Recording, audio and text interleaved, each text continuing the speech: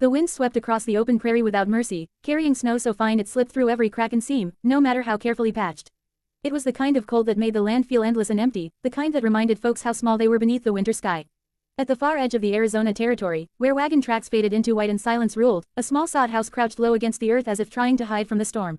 Inside that sod house lived a little girl named Clara May. She was only 8 years old, thin as a fence rail, with dark hair that fell into her eyes no matter how often she tried to smooth it back. Her dress had once belonged to someone else, maybe more than one someone, and had been mended so many times that the original cloth was hard to find. Her boots were too large, stuffed with rags to keep her feet warm, and her hands bore the roughness of work far heavier than any child should know. Clara sat close to the fire, her knees drawn to her chest, watching the flames struggle for life. The fire was small and weak, fed by scraps of wood she had gathered days earlier and guarded carefully, one piece at a time. Each crackle sounded like a promise that might break at any moment. Behind her, on a straw mattress laid directly on the packed earth, her mother lay wrapped in every blanket they owned. Her breathing was shallow, her skin pale, her body worn thin by weeks of sickness that winter refused to release. When the coughing came, it shook her whole frame, and Clara would flinch every time, afraid that one cough might be the last. The coat that hung on the peg by the door belonged to Clara's father. It had been there for nearly a year now, untouched, carrying the faint scent of dust and leather. He had ridden out one morning before sunrise, promising to be back before dark. He never was. No one knew if he'd been taken by sickness, bandits, or the land itself. Out here, men vanished as easily as footprints in the snow. Clara didn't cry much anymore. Tears were for when there was time to waste, and time was something the winter stole quickly. She reached for another thin stick and slid it into the fire, careful not to smother the flame. The fire brightened briefly, casting shadows against the low sod walls. "Mama," she said softly, as if speaking too loudly might wake the sickness instead of her mother. "Tomorrow's Christmas." Her mother turned her head slowly, eyes opening with effort. A tired smile found its way to her lips. "Is it already?" Clara nodded. "I counted the days, just like Daddy taught me." Her mother's smile trembled, but she held it. "You always were good at counting." Clara hesitated, then reached into the pocket of her dress. Her fingers closed around something folded and worn. She pulled it out carefully, smoothing it across her knee. The paper was creased and thin, the corners soft from being handled again and again. "I wrote a letter," she said. Her mother's eyes softened. "A letter, to Santa Claus." For a moment, the only sound was the wind pressing against the sod house. Then her mother let out a quiet, breathy laugh that turned into a cough she struggled to hide. When it passed, she said gently, "And what did you ask Santa for, my little dreamer?" Clara looked down at the letter. She thought of the things other children talked about in town, bright dolls behind store windows, peppermint sticks, ribbons, warm coats that didn't let the cold sneak in. None of those things were written on the paper. "I didn't ask for toys," she said seriously. "I asked him to help you get better." Her mother reached out, her hand trembling, and brushed Clara's hair back from her face. "That's a big thing to ask." Clara nodded. "I know, but Santa's big." She swallowed, then added quietly, "I asked him to bring Daddy home too. If he can find him." Her mother closed her eyes, a tear slipping free despite her efforts. "That's a mighty hard road for Santa to ride." Clara leaned closer, her voice steady with the kind of faith only children possess. "If he can come all the way from the North Pole, he can come here." That night, after her mother drifted into uneasy sleep, Clara wrapped herself in her thin blanket and stared at the ceiling until the fire burned down to embers. The wind howled louder, pushing against the sod house as if trying to force its way inside. When she was sure her mother was asleep, Clara rose quietly and pulled on her boots. The cold hit her like a slap when she stepped outside. The prairie stretched endlessly beneath the moon, the snow glowing pale and clean, untouched except for her small footprints. The sky was clear, stars scattered thick and bright, as though God himself had spilled them across the darkness. Clara walked a few steps from the door and knelt, placing the letter on a flat stone she had brushed clean earlier. They didn't have a chimney, and she'd heard someone in town say Santa could find letters if they were left where he could see them. She folded her hands, her breath puffing white in the air. "Dear Santa," she whispered, even though the letter already said the words. "I know we're far away. I know we ain't got much. But Mama's good, and Daddy was good too. And I try real hard." The wind carried her words away. "Please don't forget us." She went back inside, shutting the door tight, and crawled beside her mother for warmth. Sleep came slowly, filled with dreams of bells she had never heard and hoofs she hoped might someday stop at their door. Far across the snow-covered land, beneath the same moon, a lone rider pushed forward through the cold. His horse moved carefully, head low, steam rising from its nostrils. The man's coat was worn and patched, his hat pulled low against the wind. His name was Elias Crow, though it was a name he rarely spoke anymore. Once, long ago, people had said his name with fear. Now, there was no one left to say it at all. Elias had been riding since before dawn, hoping to find shelter before night claimed him. The winter didn't care who a man had been or what he'd done. It took everyone the same. His horse slowed suddenly, ears flicking forward. Elias followed its gaze and saw the outline of a sod house nearly swallowed by snow. Relief washed through him, tempered by caution. He dismounted and led the horse closer, his boots crunching softly. That was when he noticed something pale against the dark stone. A folded piece of paper. He frowned, then picked it up, his gloved fingers awkward and stiff. The paper trembled in the wind as he unfolded it. The handwriting was uneven, careful, written by someone learning how to make letters behave. Elias read the words once. Then again, something tightened in his chest, sharp and sudden, like a wound reopened. The prairie was silent around him, snow falling softly, but for a moment, Elias Crow felt as though the whole world had leaned in close, waiting to see what kind of man he would be next. Slowly, he turned toward the sod house and lifted his hand to knock. Elias's knuckles hovered near the rough wooden door for a long moment before he knocked. The wind pushed at his back, urging him to hurry, but something heavier than the cold held him still. He had spent years riding past doors, past towns, past chances to stay. Knocking meant stepping into someone else's life, and he had learned long ago how dangerous that could be. At last, he rapped softly. Inside, Clara May stirred at the sound, her eyes snapping open. For a heartbeat, fear rushed through her. No one ever came this far out unless they meant trouble, or needed something badly. She slid out from under the blanket and tiptoed to the door, her small hand resting against the wood.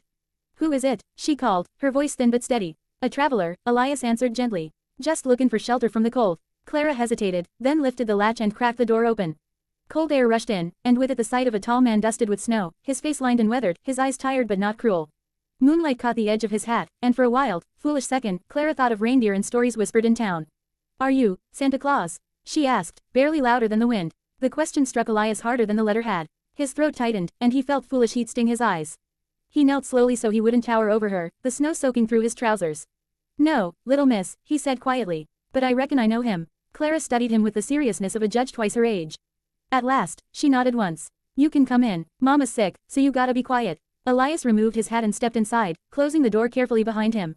The sod house was small, barely more than one room, and the cold clung stubbornly despite the little fire struggling in the hearth. His eyes took in everything at once, the thin girl, the patched dress, the empty shelves, the woman lying pale and still on the mattress. For a moment, the weight of it all pressed down on him so hard he thought he might turn and leave. This was the kind of place he had sworn to stay away from. This was where hope lived fragile and easily broken. But the letter was still folded in his pocket. I won't make a sound, he promised. Clara watched as he crossed the room and knelt near the fire. Without asking, he reached for a nearby stick and adjusted it carefully, coaxing the flames until they burned a little brighter. He didn't rush, didn't speak, didn't act like a man trying to prove himself useful. He moved the way men did who were used to working quietly, unnoticed. Her mother stirred, coughing softly. Elias turned at once. Ma'am, he said, his voice low and respectful. Name's Elias. I didn't mean to intrude. Just saw your light. The woman opened her eyes, confusion clouding them at first, then easing when she saw Clara standing nearby.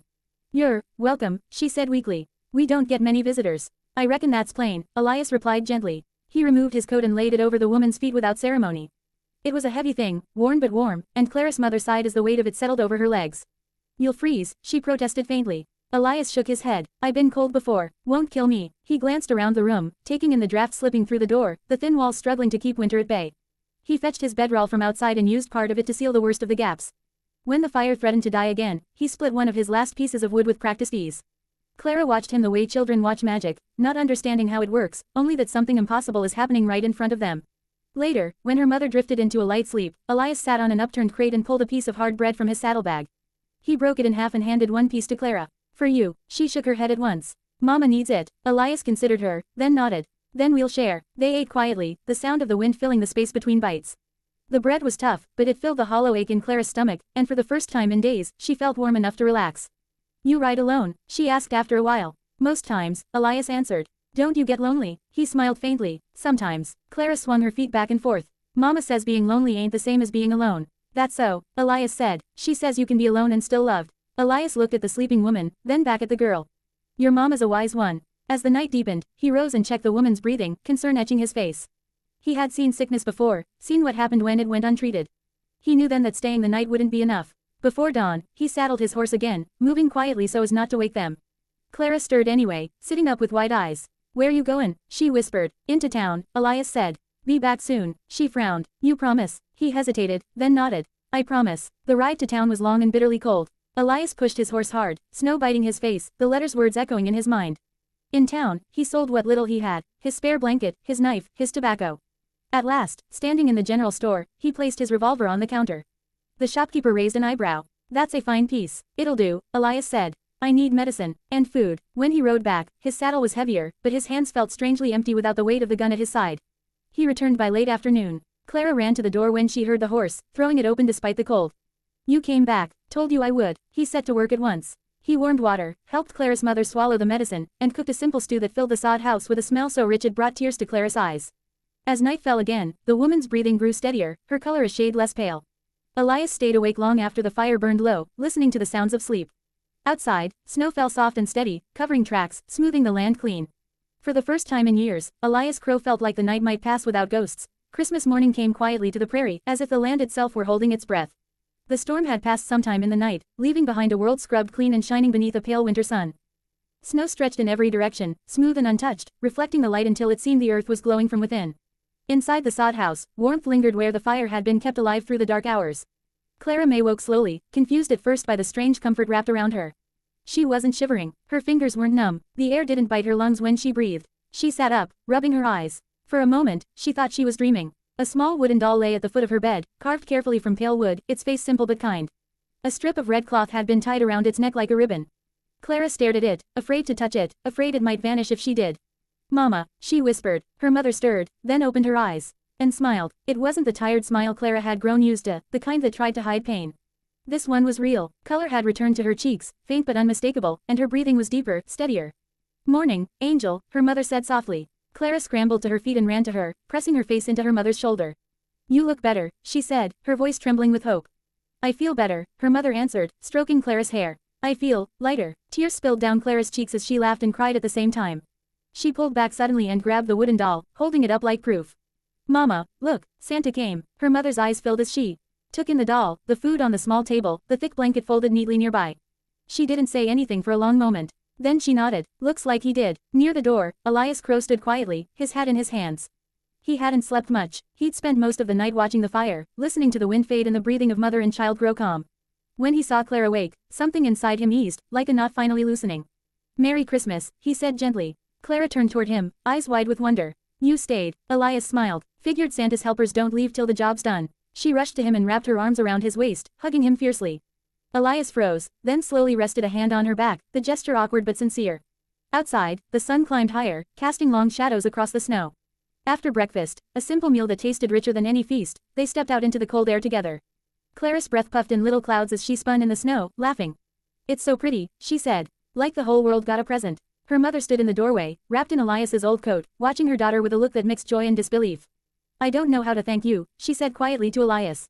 He shook his head. "No thanks needed, just happened to be passing through." But they both knew that wasn't the whole truth. Later, when the sun was well above the horizon, Elias led his horse around from behind the sod house.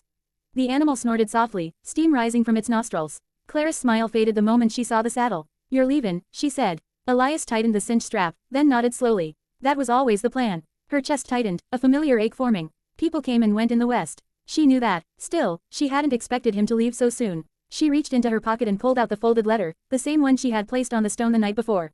"Santa told me to give this to you," she said seriously.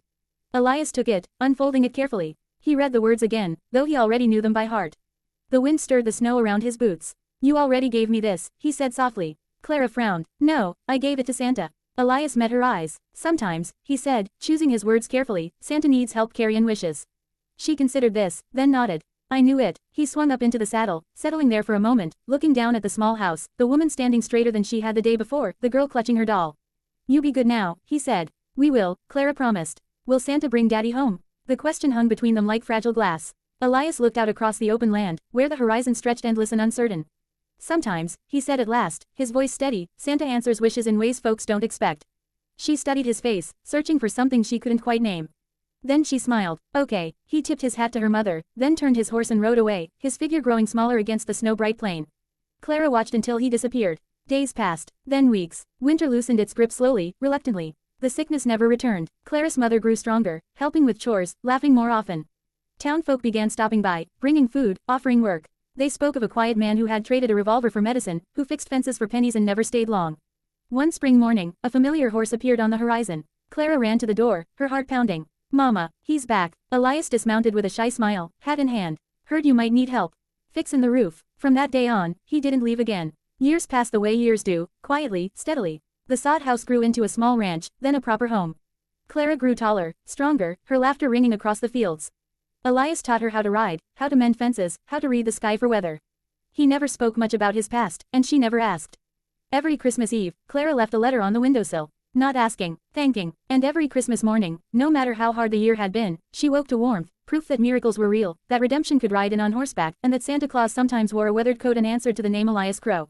Christmas Tree Horse.